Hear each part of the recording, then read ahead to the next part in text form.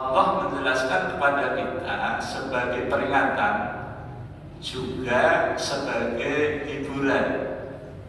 Kalau kita masih diperingatkan oleh Allah, berarti Allah sayang sama kita.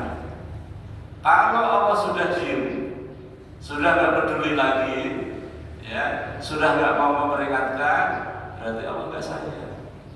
Seperti orang tua terhadap anaknya, selama orang tuanya itu masih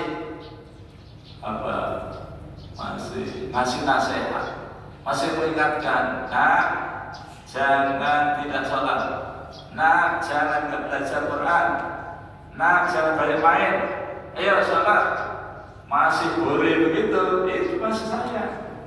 Coba kalau bapak ibu kita sudah diam, tidak peduli lagi, ya, berarti nggak sayang.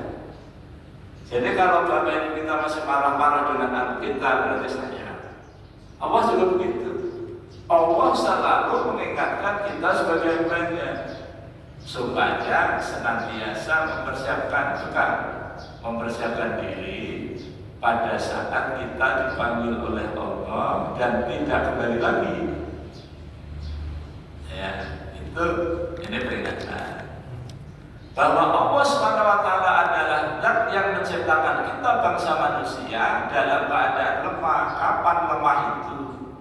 Mulai dari proses penciptaan manusia. Apa bahannya? Manusia pertama Allah ciptakan dari tanah. Generasi setelahnya Allah ciptakan dari saripati tanah.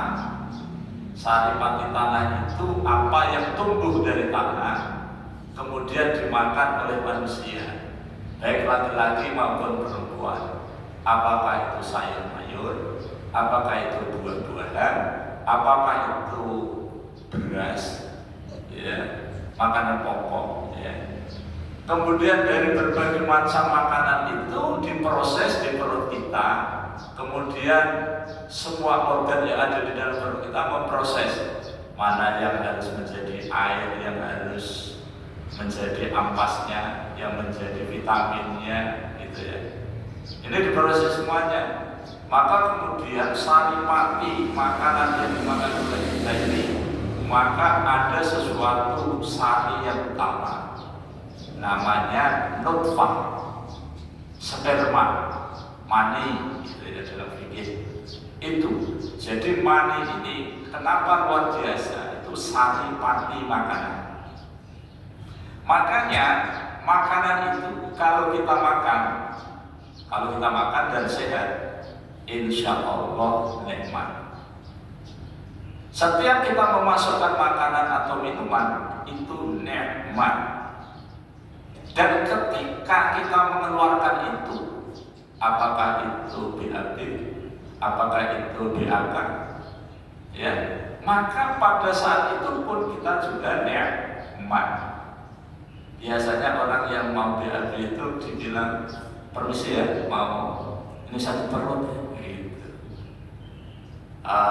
Begitu selesai hajatnya, nikmat, lega, gitu ya. Nah, dari saripati itu, maka sperma itu disimpan di dalam tubuh laki-laki dan akan dikeluarkan pada saatnya.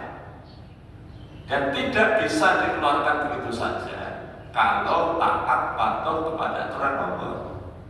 Tapi kalau nggak takut kepada Allah ya sembarangan. Ya. Nah, sperma ini kemudian dikeluarkan atas izin Allah setelah akad nikah, maka ini menjadi bahannya manusia. Nah, itu lemah. Jadi bahan kita sperma itu lemah sekali.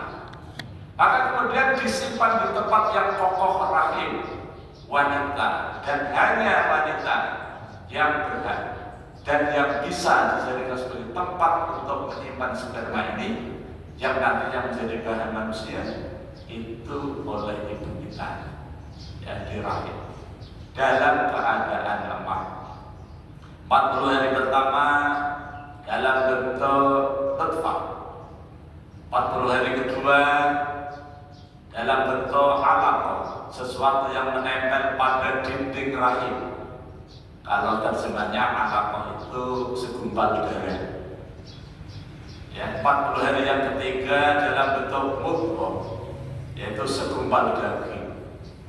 Dikumpulkan 40 hari pertama, kedua, ketiga, setelah 30 hari. Maka kemudian Allah tiupkan ruh ke dalam janin itu.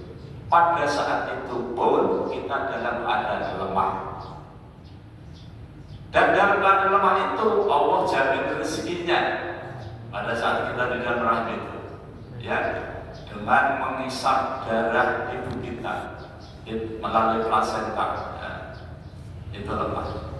Setelah cukup waktunya 9 bulan 10 hari rata-rata, atau dipaksa lahir dengan operasi, maka lahirnya pun dalam keadaan lemah.